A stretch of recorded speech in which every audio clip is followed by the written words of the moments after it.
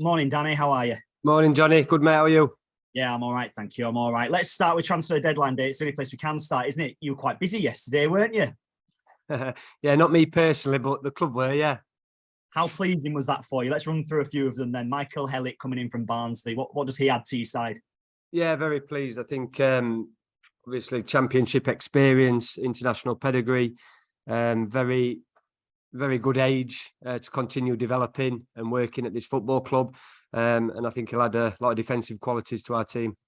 And he'll be coming in because he wants to play week in, week out as well, won't he? Because he wants to go to the World Cup later in the year, which is a big driver. That's a big motivation for him to play regular championship football and be in contention to be selected for the World Cup. What about as well Luke Bette coming in? That's quite an interesting one, is that? Because it shows a lot of faith from Man City, doesn't it, that they're putting in you? Yeah, I think we've been aware of Luke for a while, and he had lots of quality, obviously, being at Manchester City, I think training regularly with their first team. So he'll add different qualities to what Mikhail will. But yeah, I think we've got a good balance in terms of the defensive areas. How much did you need those defensive recruitment? Yeah, I think it was a big area we've been aware of that we needed to strengthen. And fortunately, we've been able to do so.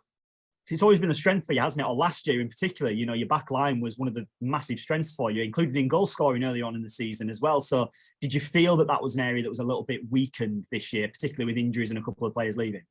Yeah, I think when the players leave, and particularly with Matty Pearson getting injured and being out for long term, I think we knew it's an area we needed to focus on in terms of the recruitment. And the club have been fantastic in putting that into place and getting it over the line. What about Tyrese Simpson as well, coming in at the opposite end of the field? Yeah, Tyrese is a very exciting player.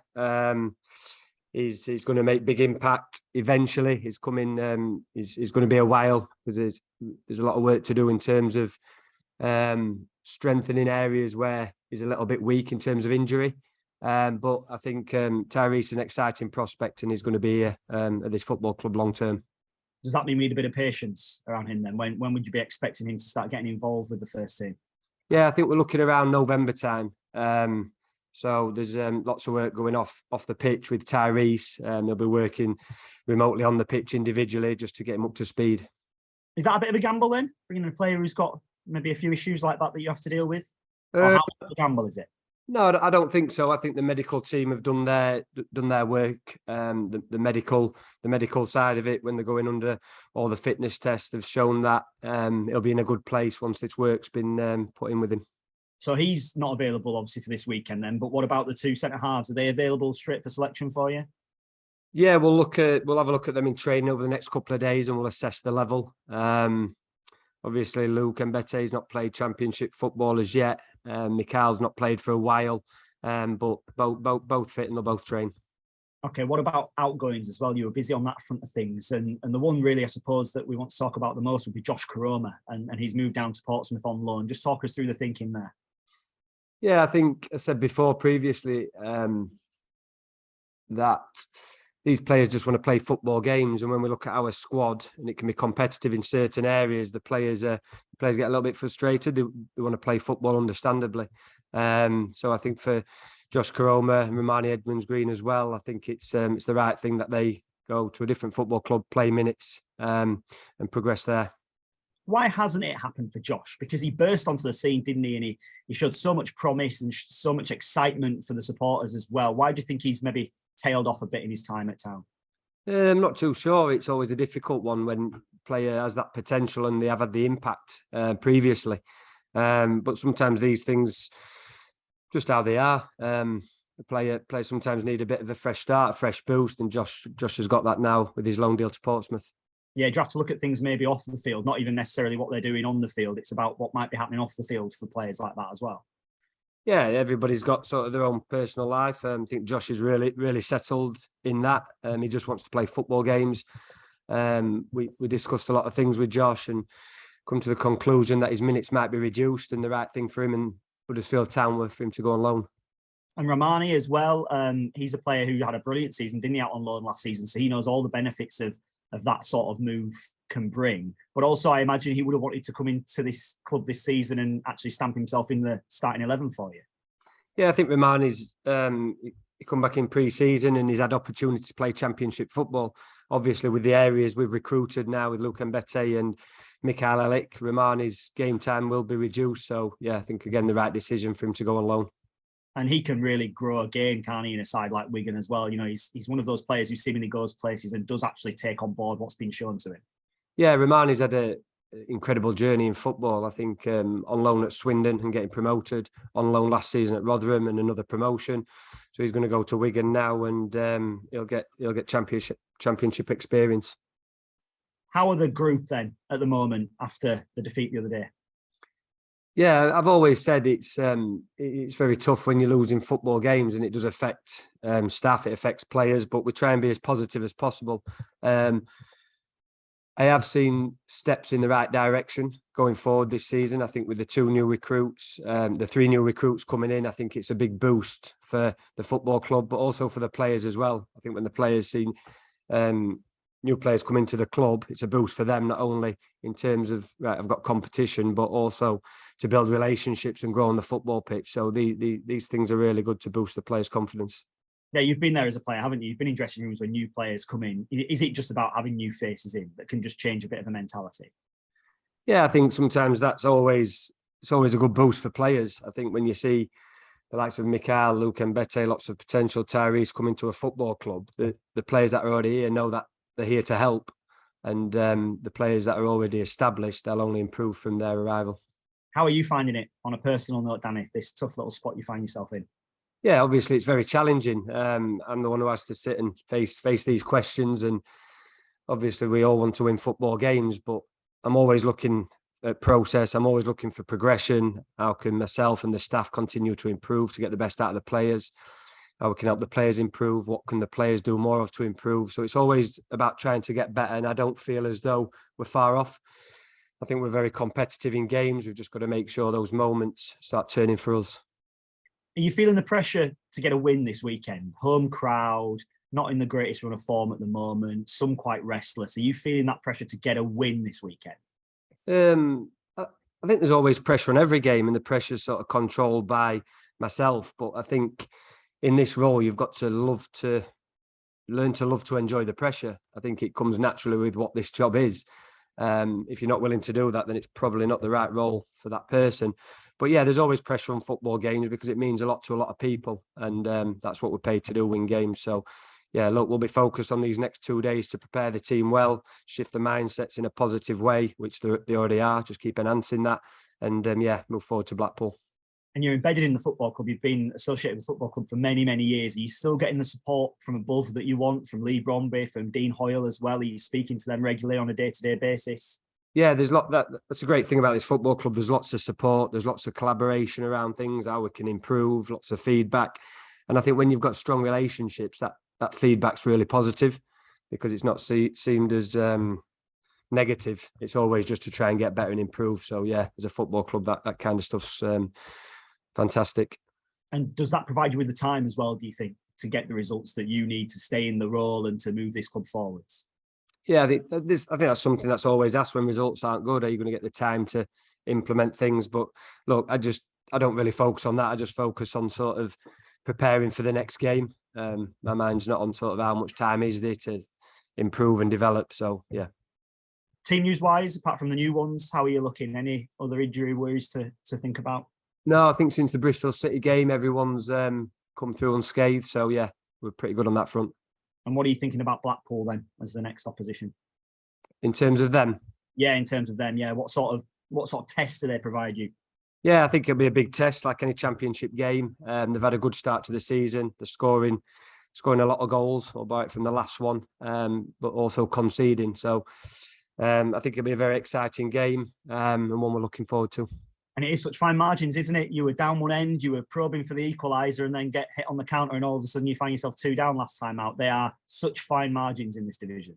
Yeah, against Bristol, yeah, I think that's probably sums it up. We hit the post, and then Bristol City go down the other end and score their second goal. So these are the things we really need to focus on, because, like I said, I don't think there were much in the Bristol City game. Thanks, Danny. Appreciate that. All the best. Thank you. Cheers. Add it up.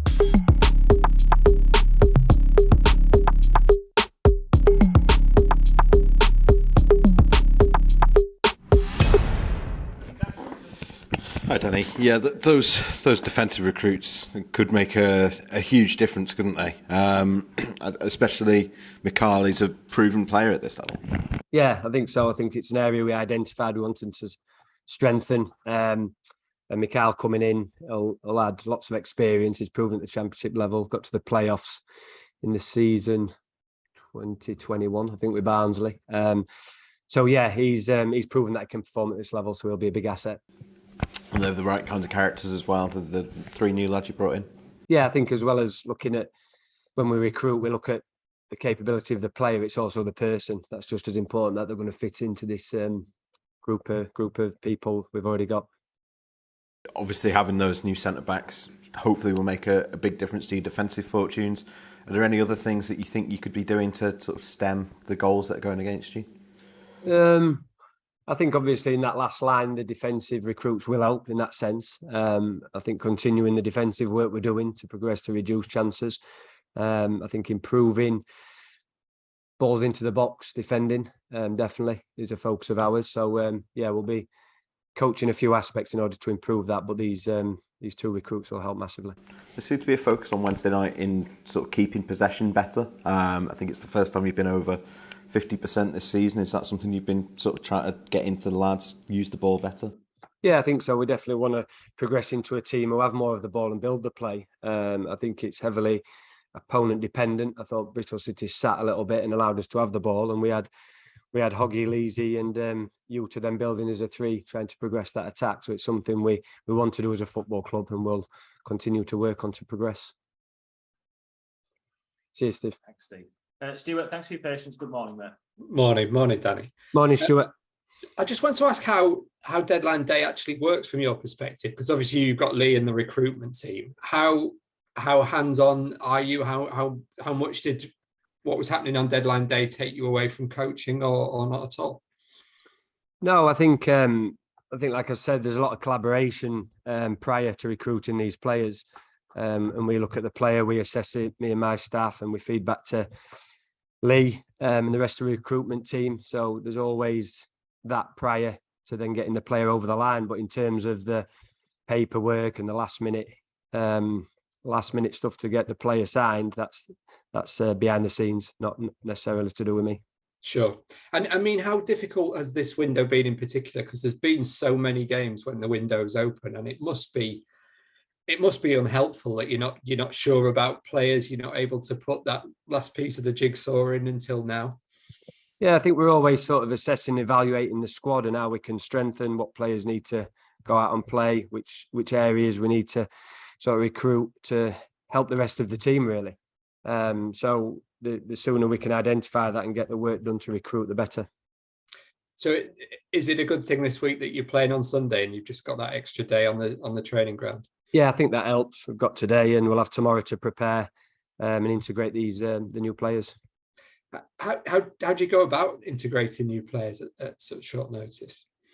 I think because the players are very professional, I think it comes quite natural. They come into the team, we'll introduce them to the new players. And I'm sure a lot of the players will be aware of these players as well. So I think it happens quite naturally. Yeah. And on Michael, he had a bit of an injury at the start of the season. I presume that's all cleared up now, and he's fully fit, Michael Hellick. Yeah, he had a bit of a quadricep issue, which is fully rehabbed and recovered from. So he's fully fit and ready to train today. And to get a player with significant championship experience is difficult and expensive, and to get one who's settled in the area as well, it seems like a really good piece of business on the club's part to be able to get someone ticking all those boxes. Yeah, I think the club have done fantastic to sort of identify Mikhail and discuss with him. I'm sure he had other opportunities, but I seen him this morning just as he arrived, and he seemed really happy and pleased to be here. So we'll get working with him. And I mean, just generally, you sort of mentioned that the confidence isn't taking too much of a hit at the moment. Is that did I get that right? Is that how you see things? Yeah, I think because we've been competitive in the games, and like I said previously, I feel as though the games have been decided by moments in both boxes. we're constantly trying to discuss and reflect with the players about the areas we can improve on, definitely, but also the positive things we want to continue. I think not just in football, but in this life, if you start drifting down that negative road, it only ends one way. So obviously there's disappointment after defeats. Me probably more disappointed than anyone else, but we quickly have to change that mindset and become really positive to prepare for the next game. Otherwise, if you don't, it's probably game over. Yeah, I mean, I was going to ask that. Is it difficult to stay positive, or is it just your nature? Because as you say, as a manager, you're almost bound to take the disappointments harder than anyone else. Yeah, I think you do. Initially, the emotions sort of make you disappointed, but then after a few hours, you've got to really sort of reflect quickly on the game, analyse. We'll feed that back to the players, and then move on to the next game in a positive manner. And if we can create that in the environment, so it's positive in the group, then it'll give us a better chance of performing and winning games. That's great. Thanks very much, Danny. Good luck on Sunday. Cheers, Stuart. Thanks. Thanks, Stuart. Neil, good morning. We can't hear you, Neil. Good morning. There we are. Morning, Danny. Neil from the Sunday Mirror. You okay? Morning, Neil. I'm good, thanks. How are you?